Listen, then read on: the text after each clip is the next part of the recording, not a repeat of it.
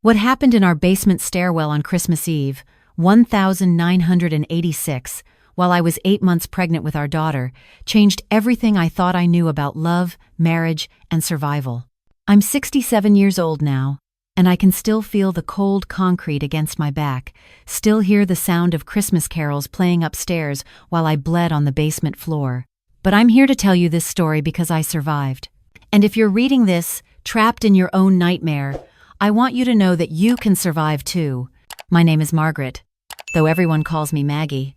Back in 1986, I was 29 years old, an elementary school teacher in Cedar Rapids, Iowa, with a sweet little house on Maple Street and a husband who everyone in our church thought was just wonderful. David was an accountant at the biggest firm in town. He wore pressed shirts, said grace at dinner, and never forgot to open my car door. On paper, we were perfect. I met David at a church potluck when I was 25. He was charming, attentive, made me laugh. He'd lost his father young, and his mother, Patricia, had raised him alone. She lived 2 blocks from us, and David called her every single day. I thought it was sweet at first. I thought it showed he was a good son, a family man. I didn't see the red flags.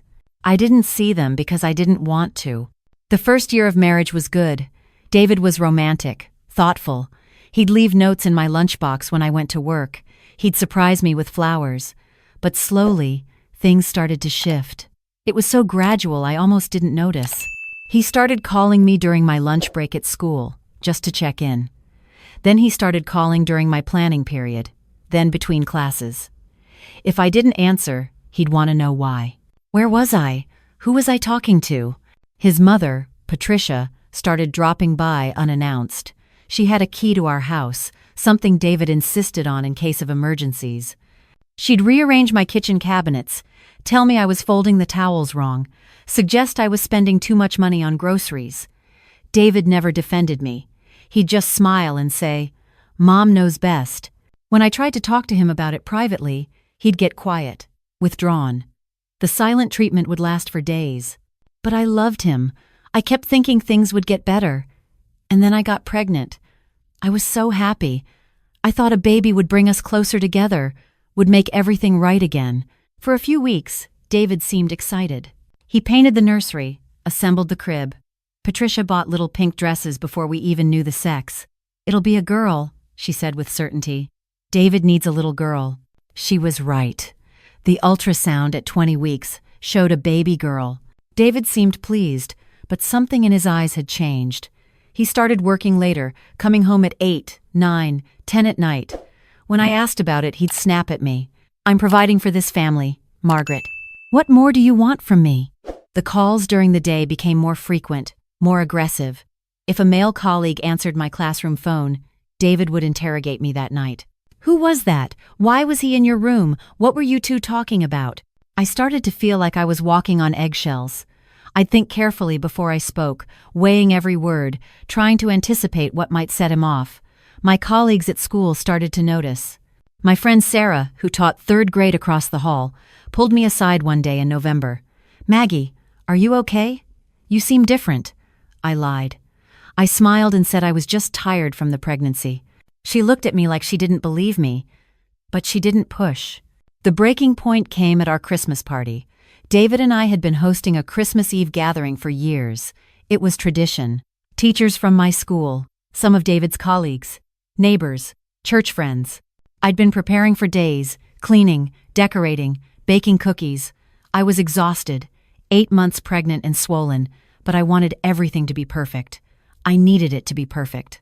Patricia arrived early, of course. She immediately started criticizing. The tree was too tall, the lights were the wrong color, the cookies were too sweet. I bit my tongue. David was upstairs showering, getting ready. I just needed to get through the evening. Guests started arriving around 6. The house filled with laughter, conversation, the smell of cider and pine. For a few hours, I almost felt normal again. I almost felt like myself. Around 8 o'clock, my colleague Tom arrived with his wife, Linda. Tom taught 5th grade, and we'd been working together on a new curriculum project. He was kind, funny, completely non-threatening. He brought a bottle of wine and a children's book for the baby. "Congratulations, Maggie," he said, giving me a gentle hug. "You're going to be a wonderful mother." Linda hugged me too, admired my belly, asked when I was due. We chatted by the Christmas tree for maybe 10 minutes about the curriculum project, about how the students were responding to the new reading program. I didn't see David watching from across the room. I didn't see his jaw tighten, his hands clench. I was laughing at something Tom said when David appeared at my elbow. "Margaret," he said, his voice tight and controlled. "Can you help me in the kitchen?" I excused myself and followed him. The kitchen was empty. Most guests were in the living room. David closed the door. "What the hell was that?" he said, his voice low and dangerous. I blinked. "What was what?" "You and Tom. Laughing. Touching. Making a fool out of me in my own house."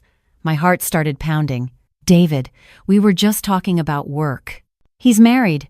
His wife was right there. I saw how he looked at you. I saw how you looked at him. You think I'm stupid?" His face was red now, his breath coming fast.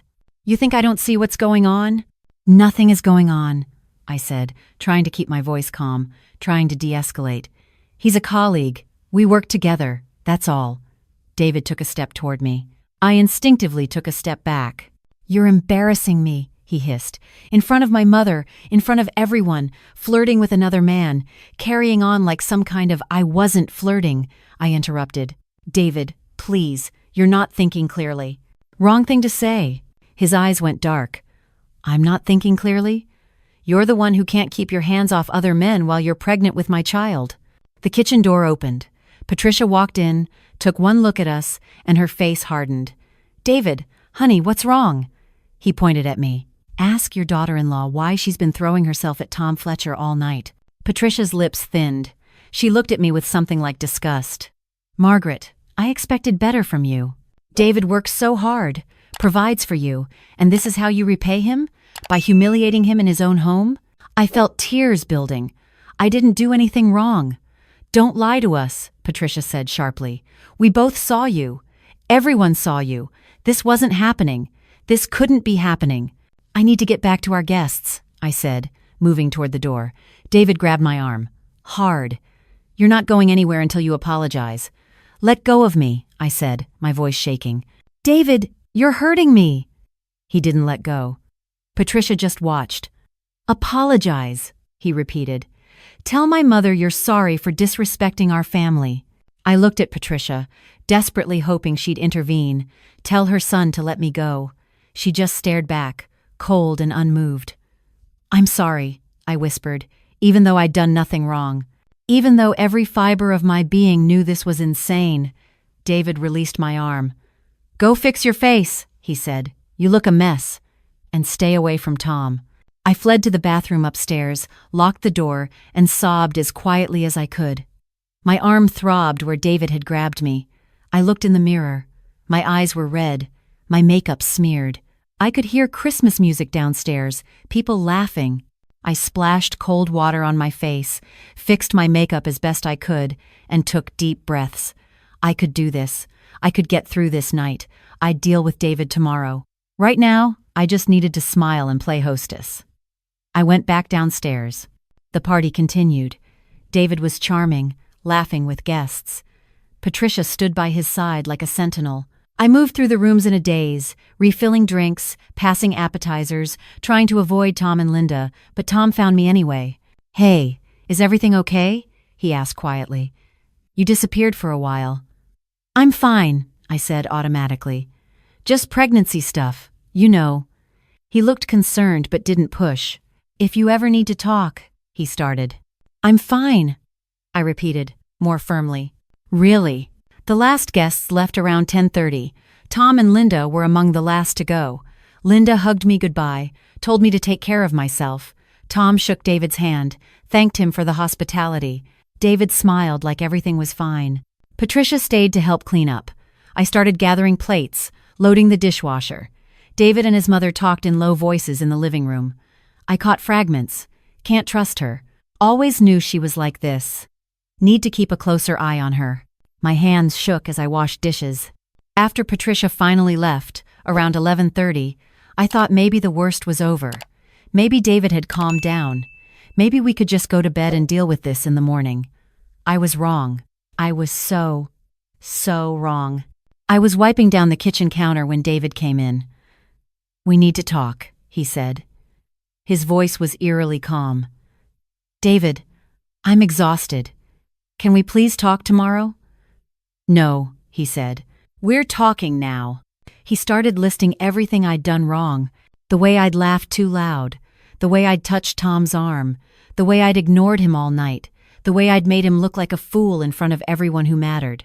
I tried to defend myself, but every word I said just made him angrier. His voice got louder. He got closer.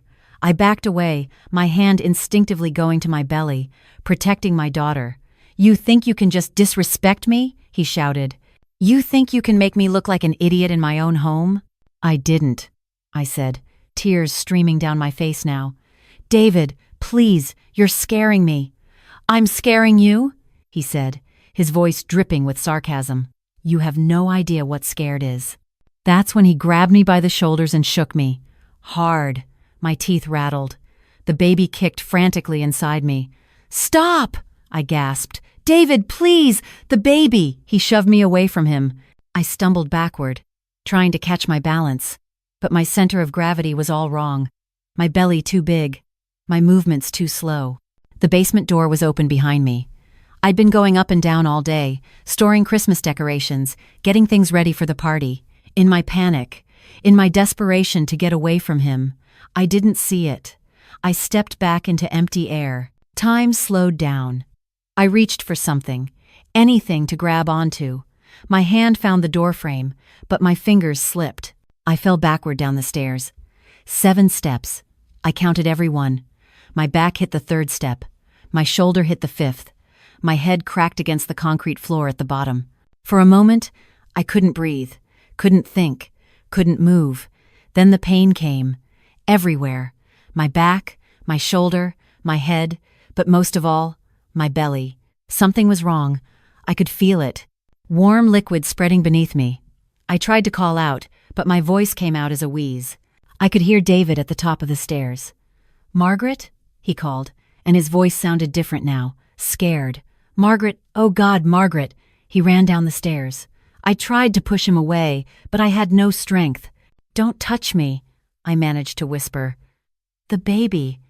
Something's wrong with the baby." His face had gone white. "What do I do? What do I do?" "Call 911, I said. "Call them now." He ran back upstairs.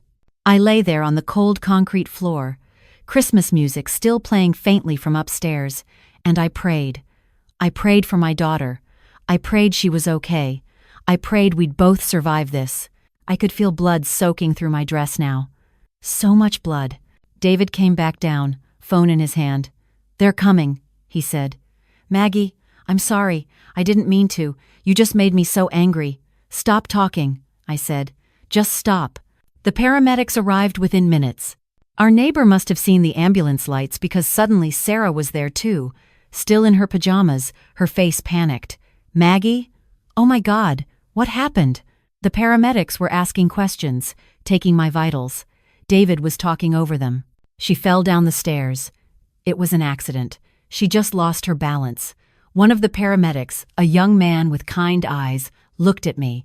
"Ma'am, can you tell me what happened?" I opened my mouth to speak, to tell the truth, but David was right there, watching me, and I was so scared of what he'd do if I told. So I said, "I fell." Just like he said, I lost my balance. They loaded me onto a stretcher, carried me up the stairs and out to the ambulance. I could see neighbors standing on their porches, watching. Sarah climbed into the ambulance with me, held my hand. David said he'd follow in his car. The paramedic with the kind eyes kept watching me. He was checking the baby's heartbeat, monitoring my bleeding. "Your baby's heart rate is strong," he said. "That's good. That's very good." Then, very quietly, so only I could hear, he said, "Ma'am, I notice you have bruising on your upper arm, finger-shaped bruising, and your injuries falling downstairs usually doesn't cause this pattern." I started to cry. I couldn't help it. Sarah squeezed my hand. "Maggie, what's going on?" The paramedic looked at me steadily. "I need to ask you something, and I need you to be honest with me. Did someone hurt you? Did your husband hurt you?" I wanted to say yes. I wanted to scream it, but I was so afraid. What would happen to me? Where would I go? I had no money of my own. My parents were dead. I'd have a newborn baby and nowhere to live. And David, what would David do if I told? I fell, I whispered. It was an accident. We arrived at Mercy Hospital. They rushed me into the emergency room. Doctors and nurses swarmed around me. Someone was doing an ultrasound. Someone else was starting an IV. A doctor was asking me questions about my pain level, about when I'd last felt the baby move. David arrived, played the concerned husband perfectly. He held my hand, stroked my hair, called me honey. I felt sick. A female doctor, Dr. Chen, came in. She examined me carefully, checked the ultrasound. "The baby is okay," she said, and I started crying again, this time with relief. "You're bleeding from a small placental tear, but it's not critical. We're going to keep you overnight for observation." "Can I take her home tonight?" David asked. "No," Dr. Chen said firmly. "She needs to stay here.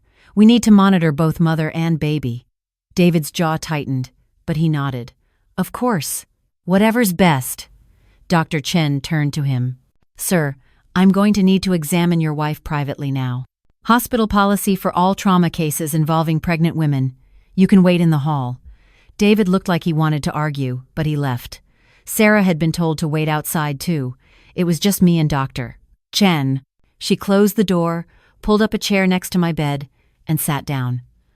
"Margaret," she said, her voice gentle, "I'm going to ask you some questions, and I need you to tell me the truth. You're safe here. No one can hurt you here. Did your husband push you down those stairs?" I stared at her. My heart was pounding so hard I could hear it in my ears. "I fell," I said automatically. Dr. Chen nodded slowly. "Okay, I hear you, but I need to tell you what I see. I see bruising on your upper arm consistent with someone grabbing you forcefully. I see injury patterns more consistent with being pushed than with falling. I see a patient who's terrified every time her husband enters the room." "I'm not," I started. "Margaret," she said, cutting me off gently. "I've seen this before, more times than I can count. And I know how hard it is to speak up. I know you're scared, but I need you to know that you have options. There are resources. There are places you can go. You and your baby don't have to go home with him." I felt something break inside me. "I don't have anywhere else to go," I whispered. "I don't have any money. Everything is in his name. The house, the car, the bank accounts. I'm a teacher. I make barely enough to cover groceries. How am I supposed to take care of a baby on my own?" Dr. Chen took my hand. "I understand, but staying might cost you your life, or your daughter's life. Statistics show that domestic violence often escalates during pregnancy and after the baby is born. This likely won't be the last time. It will probably get worse." I knew she was right. Deep down, I'd always known. But hearing it out loud made it real in a way I couldn't ignore anymore. "What do I do?" I asked, my voice breaking. "Tell me what to do." A nurse knocked on the door. "Doctor, the police are here. They respond to all domestic disturbance calls involving the ambulance." Dr. Chen looked at me. "Do you want to talk to them?" I hesitated. "Will they make me press charges?" "Not necessarily. But they can document your injuries, create a paper trail. That can help you later if you decide to leave, if you need a restraining order or custody protection." I nodded slowly. "Okay, I'll talk to them." 2 officers came in, 1 male, 1 female. The female officer introduced herself as Officer Rodriguez. She pulled up a chair, sat down at eye level with me. "Mrs. Harper, I'm going to ask you what happened tonight, and I want you to know that your husband is not allowed in this room right now. Hospital security is making sure of that. You're safe." Something about her voice, about the way she looked at me, made me feel like maybe, just maybe, I could trust her. "He pushed me," I said, the words tumbling out. "We were fighting and he pushed me and I fell down the basement stairs." Officer Rodriguez didn't look surprised. She just nodded and started writing. "Had he been violent with you before tonight?" "He grabbed me earlier," I said. "In the kitchen. During our Christmas party. Left those bruises on my arm. But he's never before tonight. He never hit me. He just yells." "And his mother? She's always there, always watching me, always criticizing. And he never defends me. He just agrees with her. and I feel like I'm going crazy." I stopped, realizing I was rambling. "You're not crazy," Officer Rodriguez said firmly. "What you're describing is emotional abuse, financial control, and isolation. Those are all forms of domestic violence. The physical violence you experienced tonight is an escalation, but it's part of a larger pattern." She paused, then said something I'll never forget. "Mrs. Harper, I want to tell you something. 10 years ago, I was you. I was lying in a hospital bed with a broken rib and a black eye, pregnant with my son, and a police officer asked me if I wanted to press charges. I said no. I went home with him. 2 months later, he broke my jaw. I finally left when my son was 6 months old. I wish I'd left that first night in the hospital. I wish someone had told me it was possible." I stared at her. "You were a victim?" "I'm a survivor," she corrected gently. "And you can be too. But you have to make a choice tonight. You can go home with him and hope it never happens again, knowing it probably will. Or you can let us help you. There's a women's shelter in town. They have space for you. They'll help you get a protection order, help you file for divorce if you want, help you get financial assistance. Your daughter deserves to grow up in a home where she feels safe. And so do you." I thought about my daughter, still safe inside me despite everything. I thought about what kind of life she'd have growing up, watching her father hurt her mother, watching her grandmother enable it. I thought about what I'd want her to do if she were in my situation someday. And I knew. I knew what I had to do. "I want to press charges," I said. "I want to go to the shelter. I want to leave him." Officer Rodriguez smiled, and there were tears in her eyes. "You're so brave," she said. "You're making the right choice." She and her partner took my statement, took photos of my injuries, went out and arrested David in the hospital waiting room. I could hear him shouting from down the hall. "This is insane. She fell. She's lying. My mother will tell you. She'll tell you what really happened." But they took him anyway. Sarah came back in after they left, her face pale. "Maggie, what's happening?" "They just arrested David." I told her everything. The calls, the control, the accusations, the violence. She cried with me. "I should have known," she kept saying. "I should have seen it. I hid it well," I told her. "I hid it from everyone, even from myself." Dr. Chen came back in.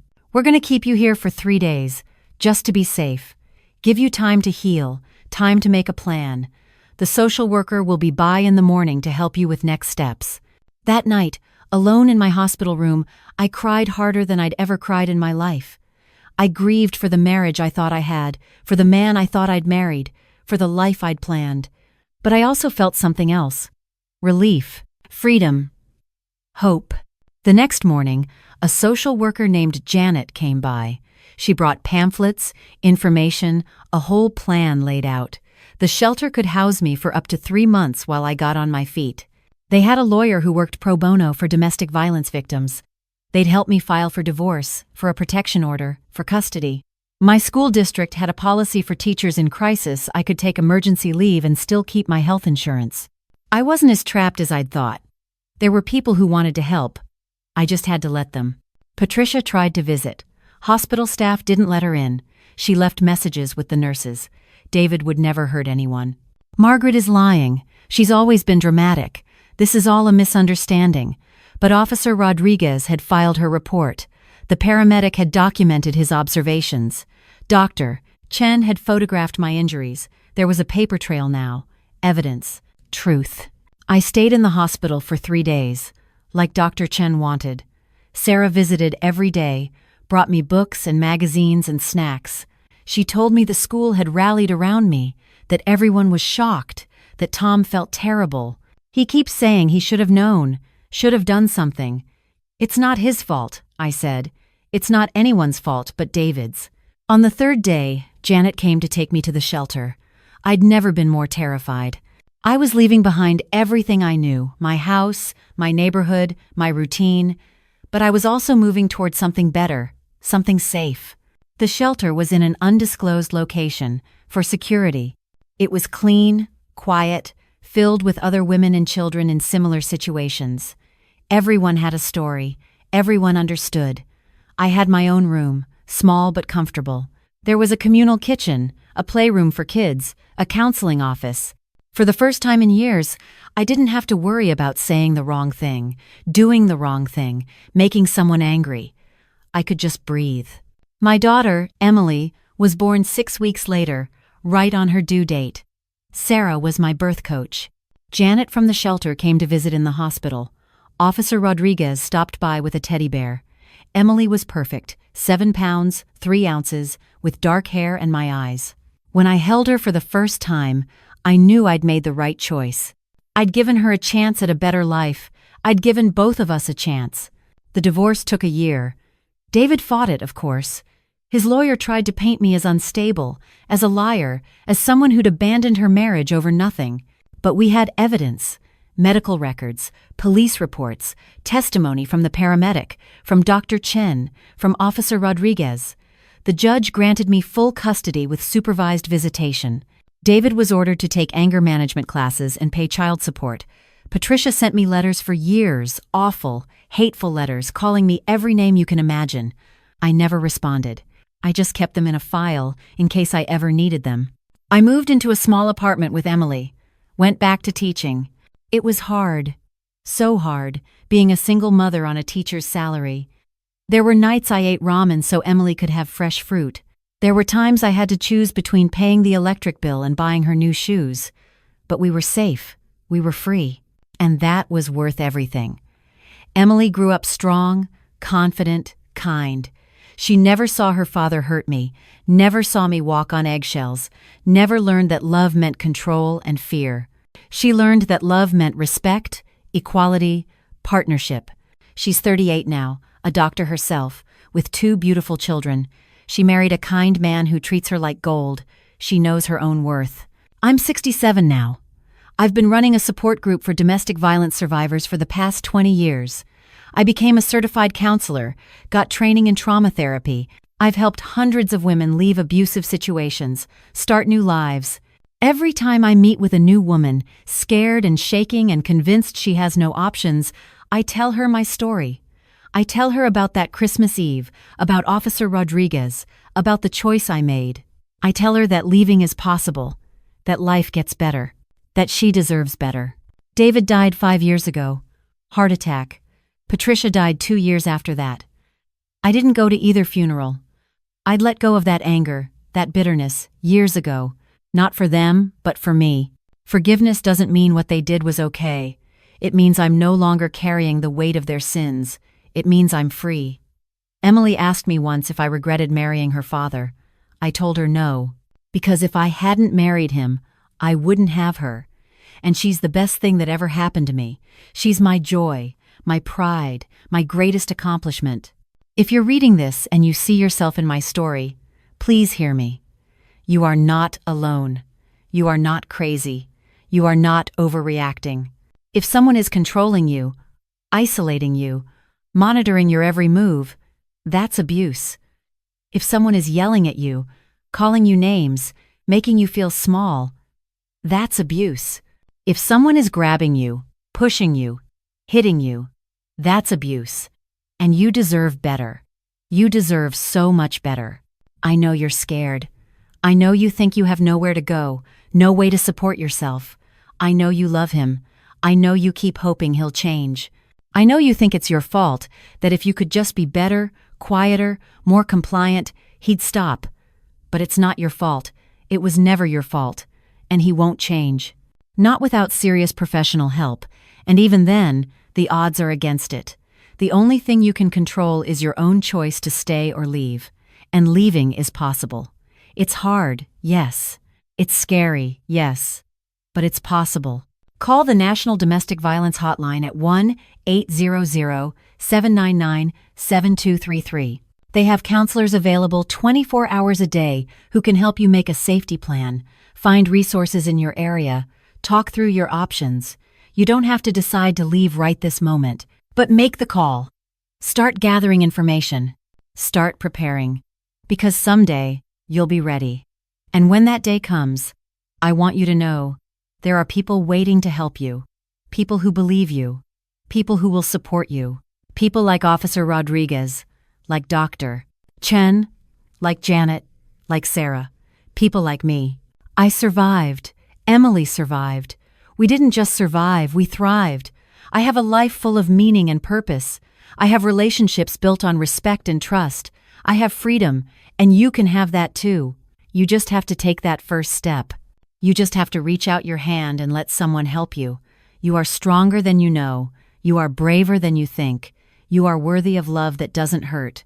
You are worthy of safety. You are worthy of peace. And your children, if you have them, deserve to see you treated with respect. They deserve to grow up without violence in their home. Breaking the cycle starts with you. That Christmas Eve was the worst night of my life. But it was also the night I took my power back. The night I chose myself and my daughter over fear.